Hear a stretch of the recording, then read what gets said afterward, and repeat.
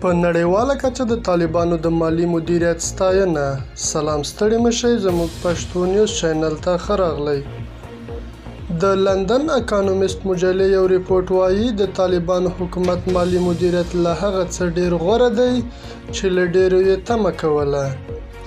دغه مجله یو ریپورټ کې د نړیوال بانک د معلوماتو له مخې لیکي اټکل دی چې طالبان په روان کال کې د ګمرکونو خدماتو تعرفو له لارې 1.7 میلیارډ ډالر داخلي عواید ټول کړي. د اکانومیست ریپورټ کې ویل شوي د پیسو ټولولو کې طالبان بریالیتوب یو لامل دا دی چې د مالیاتو په ټولولو کې اوږده تجربه لري. مننه چې له موږ سره وئ. که زموږ ویډیو مو خوښ شوي زموږ چینل در سره سبسکرایب کړئ.